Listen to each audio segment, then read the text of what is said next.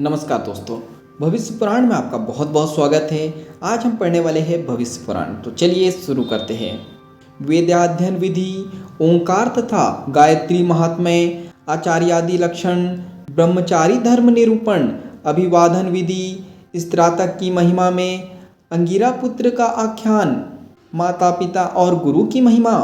सुमंतु मुनि ने कहा, राजन, ब्रह्मांड का केशांत यानी समावर्तन संस्कार 16वें वर्ष में, क्षत्रिय का 22वें वर्ष में तथा वैश्य का 25वें वर्ष में करना चाहिए। स्त्रियों के संस्कार आमंत्रक करने चाहिए। केशांत संस्कार होने के अनंतर चाहे जो गुरु ग्रह में रहे अथवा अपने घर में आकर विवाह कर अग्निहोत्र ग्रहण करे। स्त्रियों के लिए मुख्य संस्कार विवाह है। राजन, यहाँ तक मैंने उपनयन का विधान बतलाया। अब आगे का कर्म बताते हैं, उसे आप सुने। शिष्य का यज्ञोपवीत कर गुरु पहले उसको शौच, आचार, संध्योपासन, अग्नि कार्य सिखाए और वेद का अध्ययन कराए। शिष्य भी आचमन कर उत्तराभिमुख हो, ब्रह्मांजलि बांधकर एकाग्रचित हो, प्रसन्न मन से वेदा अध्ययन के लिए बैठे। पढ़ने के आरंभ तथा अंत में गुरु के चरणों की वंदना करे। पढ़ने के समय दोनों हाथों की जो अंजलि बांधी जाती है उसे ब्रह्म अंजलि कहा जाता है। शिष्य गुरु का दाहिना चरण दाहिने हाथ से और बायां चरण बाएं हाथ से छूकर उनको प्रणाम करे। वेद के पढ़ने के समय आदि में और अंत में ओंकार का उच्चारण न करने से सब निष्फल हो जाता है। पहले का पढ़ा हुआ विस्मृत हो जाता है और आगे का विषय याद नहीं होता। पूर्व दिशा में अग्रभाग वाले कुशा के आसन पर बैठकर पवित्री धारण करे तथा 3 बार प्राणायाम से पवित्र होकर ओंकार का उच्चारण करे। प्रजापति तीनों वेदों के प्रतिनिधिभूत आकार, उकार और मकार, इन 3 वर्णों को तीनों वेदों से निकाला है। प्रजापति तीनों वेदों के प्रतिनिधि पूर्व अकार, उकार और मकार, इन 3 वर्णों को तीनों वेदों से निकाला है। इससे ओंकार बनता है। भूपूर्वः स्वाहा, ये तीनों व्याहतिया और गायत्री के 3 पाद तीनों वेदों से निकले हैं। इसलिए जो ब्राह्मण ओंकार तथा व्याहति पूर्वक त्रिस्पदा गायत्री का दोनों संध्याओं में जप करता है वह वेद पाठ के पुण्य को प्राप्त करता है। और जो ब्राह्मण, क्षत्रिय, वैश्य अपनी क्रिया से हीन होते हैं उनकी साधु पुरुष में निंदा होती है तथा परलोक में भी वे कल्याण के भागी नहीं होते। इसलिए अपने कर्म का त्याग नहीं करना चाहिए। प्रणव, 3 व्याहतियों और त्रिपदा गायत्री, ये सब मिलकर जो मंत्र यानी गायत्री मंत्र होता है वह ब्रह्मा का मुख है। जो इस गायत्री मंत्र का श्रद्धा भक्ति से 3 वर्ष तक नित्य नियम से विधि पूर्वक जप करता है वह वायु की तरह वेग संपन्न होकर आकाश के स्वरूप को धारण कर ब्रह्म तत्वों को प्राप्त करता है। एकाक्षर ओम पर ब्रह्मा है। प्राणायाम पर तप है। सावित्री यानी गायत्री से बढ़कर कोई मंत्र नहीं है और मौन से सत्य बोलना श्रेष्ठ है। तपस्या, हवन, दान, यज्ञादि क्रियाएं स्वरूपतः नाशवान हैं, किंतु प्रणव स्वरूप एकाक्षर ब्रह्मा ओंकार का कभी नाश नहीं होता। विधि यज्ञों, दर्श, पूर्णमास आदि से जप यज्ञ यानी प्रणवादि जप सदा ही श्रेष्ठ है।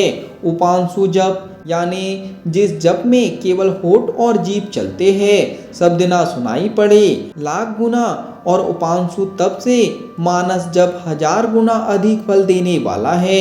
जो पाक यज्ञ, पितृकर्म, हवन, बलि विश्वदेव, विधि यज्ञ के बराबर है, वे सभी जप यज्ञ की 16वीं कला के बराबर भी नहीं है।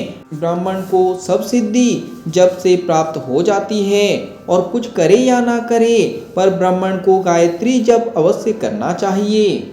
सूर्योदय से पूर्व जब तारे दिखाई देते रहे तभी से प्रातः संध्या आरंभ कर देनी चाहिए और सूर्योदय पर्यंत गायत्री जप करता रहे। इसी प्रकार सूर्यास्त से पहले ही साय संध्या आरंभ करे और तारों के दिखाई देने तक गायत्री जप करता रहे।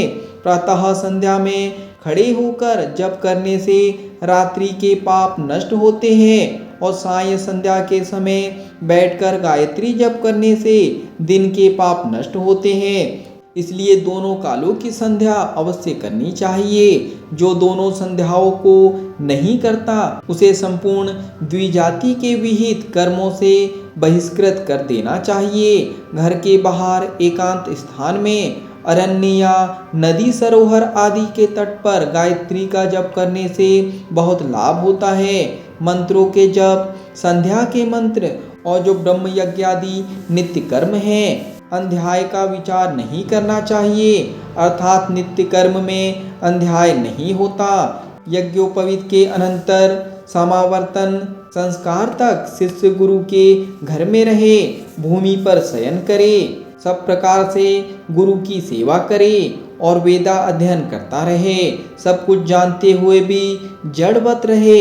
आचार्य का पुत्र, सेवा करने वाला, ज्ञान देने वाला, धार्मिक, पवित्र, विश्वासी, शक्तिमान, उदार, साधु स्वभाव तथा अपनी जाति वाला, ये 10 अध्यापन के योग्य है। बिना पूछे किसी से कुछ ना कहे, अन्याय से पूछने वाले को कुछ ना बताए।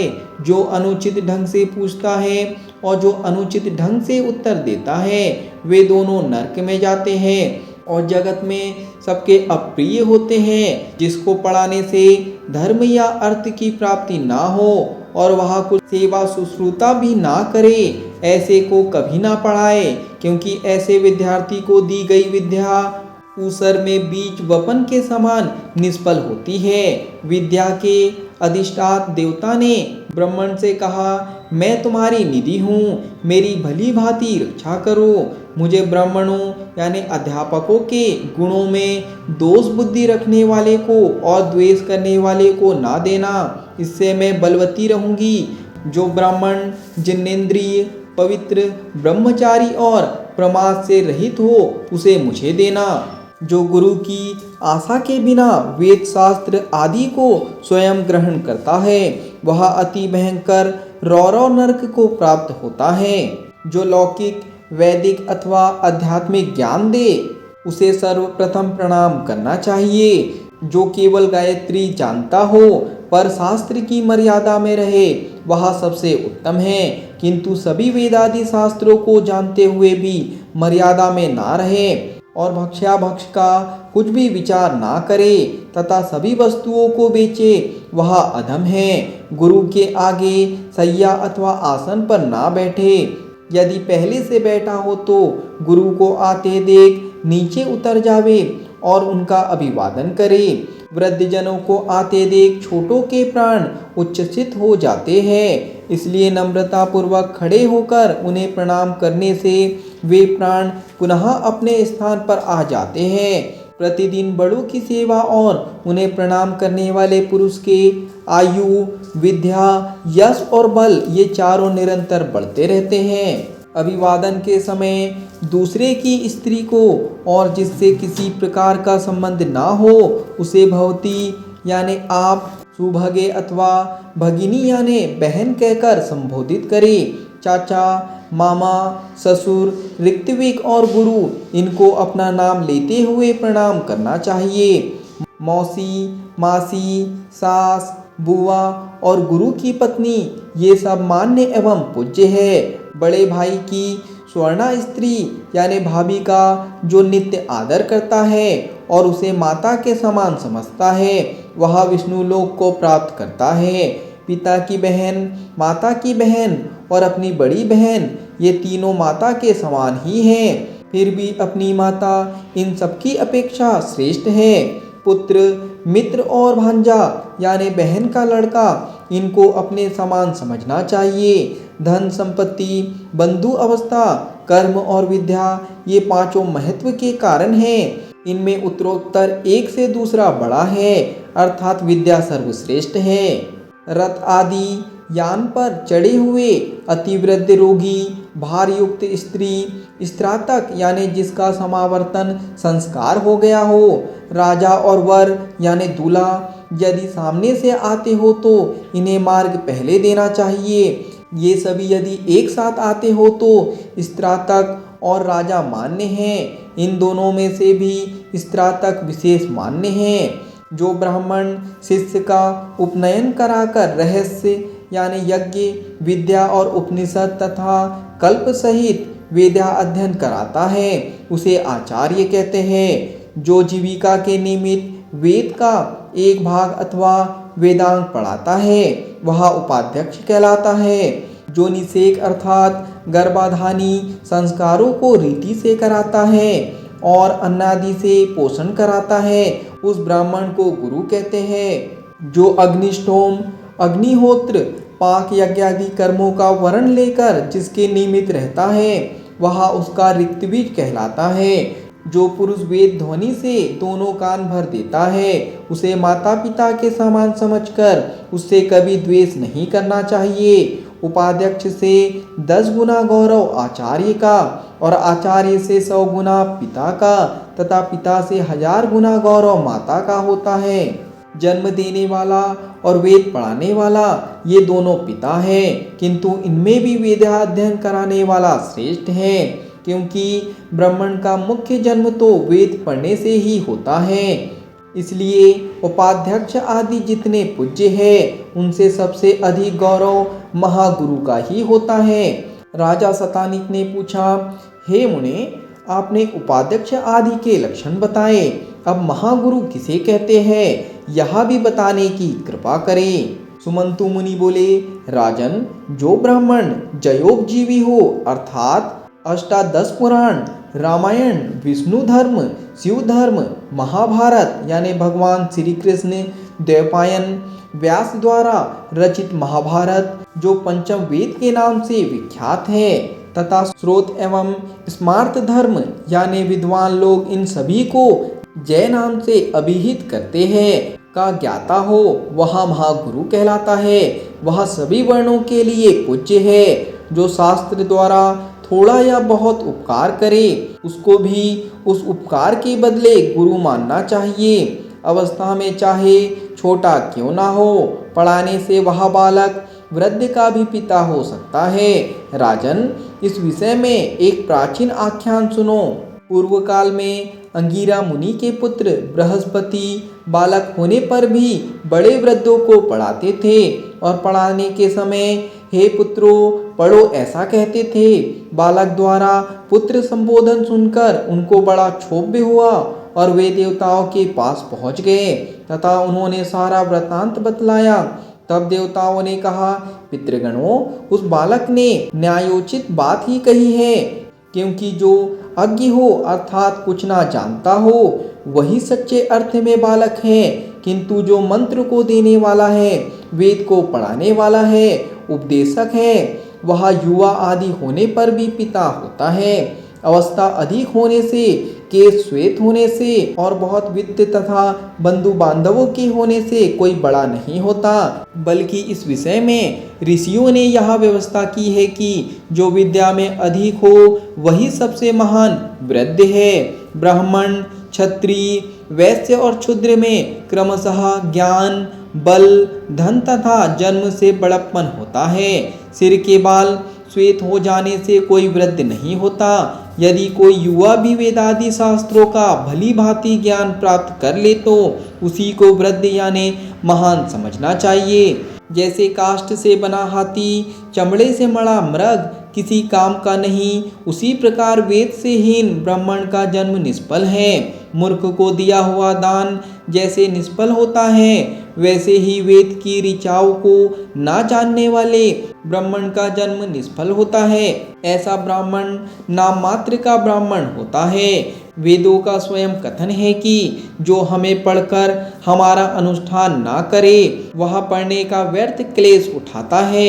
इसलिए वेद पढ़कर वेद में कहे हुए कर्मों का जो अनुष्ठान करता है अर्थात तदनुकूल आचरण करता है उसी का वेद पढ़ना सफल है। जो वेदादि शास्त्रों को जानकर धर्म का उपदेश करते हैं वही उपदेश ठीक है, किंतु जो मूर्ख वेदादि शास्त्रों को जाने बिना धर्म का उपदेश करते हैं वे बड़े पाप के भागी होते हैं। शौच रहित अर्थात अपवित्र वेद से रहित तथा नष्ट व्रत ब्राह्मण को जो अन्न दिया जाता है वह अन्न रोदन करता है कि मैंने ऐसा कौन सा पाप किया था जो ऐसे मूर्ख ब्राह्मण के हाथ पड़ा। और वही अन्न यदि जयोपजीवी को दिया जाए तो प्रसन्नता से नाच उठता है और कहता है कि मेरा अहोभाग्य है जो मैं ऐसे पात्र के हाथ में आया। विद्या और तप के अभ्यास से संपन्न ब्राह्मण के घर में आने पर सभी अन्न आदि औषधियाँ अति प्रसन्न होती हैं और कहती है कि अब हमारी भी सद्गति हो जाएंगी।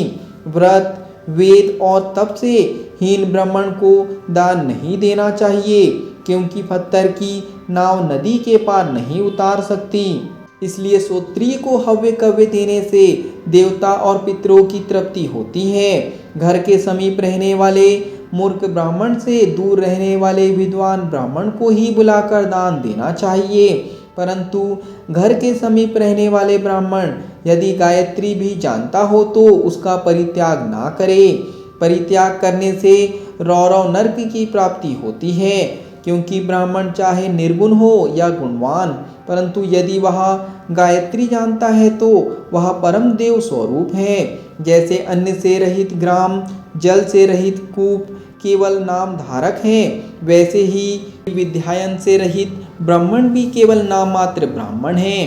प्राणियों के कल्याण के लिए अहिंसा तथा प्रेम से ही अनुशासन करना श्रेष्ठ है।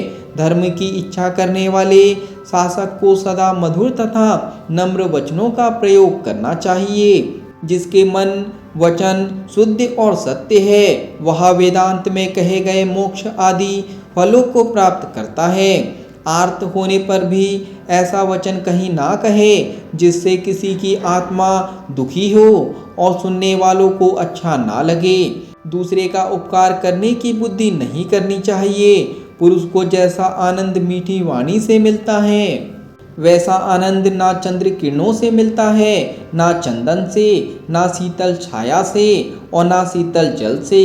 ब्राह्मण को चाहिए कि सम्मान की इच्छा को भयंकर विष के समान समझकर उससे डरता रहे और अपमान को अमृत के समान स्वीकार करे, क्योंकि जिसकी अवमानता होती है उसकी कुछ हानि नहीं होती, वह सुखी ही रहता है, और जो अवमानता करता है वह विनाश को प्राप्त होता है। इसलिए तपस्या करता हुआ द्विज नित्य वेद का अभ्यास करे, क्योंकि वेदाभ्यास ही ब्राह्मण का परम तप है। ब्राह्मण के 3 जन्म होते हैं, एक तो माता के गर्भ से, दूसरा यज्ञोपवीत होने से और तीसरा यज्ञ की दीक्षा लेने से। यज्ञोपवीत के समय गायत्री माता और आचार्य पिता होता है। वेद की शिक्षा देने से आचार्य को पिता कहते हैं, क्योंकि यज्ञोपवीत होने से पूर्व किसी भी वैदिक कर्म के करने का अधिकारी वह नहीं होता। श्राद्ध में पढ़े जाने वाले वेद मंत्रों को छोड़कर वेद मंत्र का उच्चारण ना करे, क्योंकि जब तक वेदारंभ ना हो जाए तब तक वह क्षुद्र के समान माना गया है। यज्ञोपवीत संपन्न हो जाने पर वटु को व्रत का उपदेश ग्रहण करना चाहिए और तभी से विधि पूर्वक वेदाध्ययन करना चाहिए। यज्ञोपवीत के समय जो मेखला, चर्म, दंड और यज्ञोपवीत तथा वस्त्र जिसके लिए कहा गया है वह ही धारण करे। अपनी तपस्या की वृद्धि के लिए ब्रह्मचारी जिनेंद्रिय होकर गुरु के पास रहे और नियमों का पालन करता रहे। नित्य स्नान कर पवित्र हो देवता, ऋषियों तथा पितरों का तर्पण करे। पुष्प, फल, जल, समिधा, मृतिका, कुसा और अनेक प्रकार के काष्ठों का संग्रह करे। मग, मांस, गंध, पुष्पमाला, अनेक प्रकार के रस और स्त्रियों का परित्याग करे। प्राणियों की हिंसा, शरीर में उद्घटन, अंजन लगाना, जूता और छत्र धारण करना, गीत सुनना, नाच देखना, जुआ खेलना, झूठ बोलना, निंदा करना, स्त्रियों के समीप बैठना और काम क्रोध तथा लोभादि के वशीभूत होना इत्यादि बातें ब्रह्मचारी के लिए निषिद्ध है। उसे संयम पूर्वक एकाकी रहना चाहिए। वह जल, पुष्प, गौ का गोबर, मृत्तिका और कुसा तथा आवश्यकता अनुसार भिक्षा नित्य लाए। जो पुरुष अपने कर्मों में तत्पर हो और वेदादि शास्त्रों को पढ़े तथा यज्ञादि में श्रद्धावान हो, ऐसे गृहस्थों के घर से ही ब्रह्मचारी को विद्या ग्रहण करनी चाहिए। गुरु के कुल में और अपने पारिवारिक बंधु बांधव के घरों से भिक्षा ना मांगे। यदि भिक्षा अन्यत्र ना मिले तो इनके घर से भी भिक्षा ग्रहण करे, किंतु जो महापात की हो उनकी भिक्षा ना ले। नित्य समिधा लाकर सायंकाल और प्रातःकाल हवन करे। भिक्षा मांगने के समय वाणी संयमित रखे। ब्रह्मचारी के लिए भिक्षा का अन्न मुख्य है, एक का अन्न नित्य ना ले। भिक्षावृत्ति से रहना उपवास के बराबर माना गया है। यह धर्म केवल ब्राह्मण के लिए कहा गया है। क्षत्रिय और वैश्य के धर्म में कुछ भेद है। ब्रह्मचारी गुरु के सम्मुख हाथ जोड़कर खड़ा रहे। जब गुरु की आज्ञा हो तब बैठे, परंतु आसन पर ना बैठे। गुरु के उठने से पूर्व उठे, सोने के पश्चात सोए। गुरु के सम्मुख अति नम्रता से बैठे। परोक्ष में गुरु का नाम उच्चारण ना करे। किसी भी बात में गुरु का अनुकरण अर्थात नकल ना करे। गुरु की निंदा ना करे और जहाँ निंदा होती हो, आलोचना होती हो, वहाँ से उठकर चला जाए अथवा कान बंद कर ले। खोदते खोदते जल मिल जाता है, उसी प्रकार सेवा शुश्रूषा करते करते गुरु से विद्या मिल जाती है। मुंडन कराए हो, जटाधारी हो अथवा सिखी हो, चाहे जैसा भी ब्रह्मचारी हो, उसको गांव में रहते हुए सूर्योदय और सूर्यास्त नहीं होना चाहिए। अर्थात जल के तट अथवा निर्जन स्थान पर जाकर दोनों संध्याओं में संध्या वंदन करना चाहिए। जिसके सोते सोते सूर्योदय अथवा सूर्यास्त हो जाए वह महान पाप का भागी होता है और बिना प्रायश्चित के शुद्ध नहीं होता। माता, पिता, भाई और आचार्य का विपत्ति में भी अनादर ना करे। आचार्य ब्रह्मा की मूर्ति है, पिता प्रजापति की, माता पृथ्वी की तथा भाई आत्म मूर्ति है, इसलिए इनका सदा आदर करना चाहिए। प्राणियों की उत्पत्ति में तथा पालन पोषण में माता पिता को जो क्लेश सहन करना पड़ता है, उस क्लेश का बदला वे 100 वर्षों में भी सेवा करके नहीं चुका पाते। इसलिए माता पिता और गुरु की सेवा नित्य करनी चाहिए। इन तीनों के संतुष्ट हो जाने से सब प्रकार के तपों का फल प्राप्त हो जाता है। इनकी शुश्रूषा ही परम तप कहा गया है। इन तीनों की आज्ञा के बिना किसी अन्य धर्म का आचरण नहीं करना चाहिए।